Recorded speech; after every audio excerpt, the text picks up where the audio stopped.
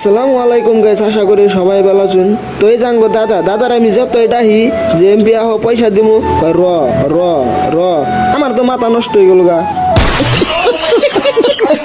Guys আমি আইছি তাড়াতাড়ি করে গাপ পেরে নিয়ে যাম গা, পয়সা দিমু পয়সা নিগো গাইস, পয়সা নিগে ফকিরে ভিক্ষা করবার নিগে কোনো কোনো জায়গা আর আমি দাদারে পয়সা হাইদা দিবেন নিছি, তাও কয় র আইতাছি।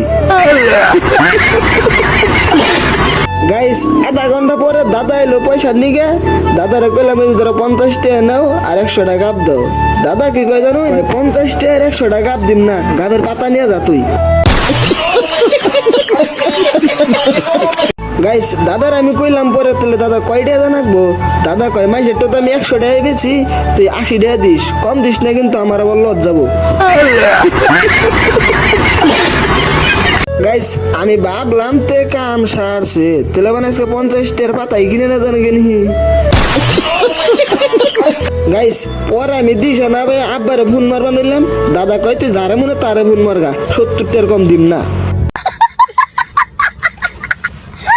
গাইস আমি দাদারে হোস করলাম, কইলাম কত, কয় 70 টাকা, কইলাম কি 10 টাকা কি আবার ভুলে কমাইলে, কয় না তুই কারবান ফোন করবা নিয়েছিলি কিন্তু 10 টাকা কমাই দিলেন।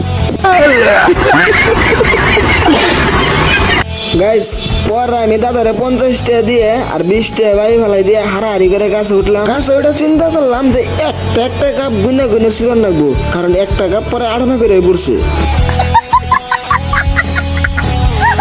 গাইস বাই দ্য ওয়ে আজকের ভিডিওটা কিন্তু এ পর্যন্তই, ভালো লাগলে অবশ্যই একটা লাইক করবেন, চ্যানেলে যদি নতুন হয় তখন তাহলে সাবস্ক্রাইব করবেন। বাই। পার্ট 3 নিয়ে কমেন্ট করবো না, আমি তাড়াতাড়ি দিতেছি।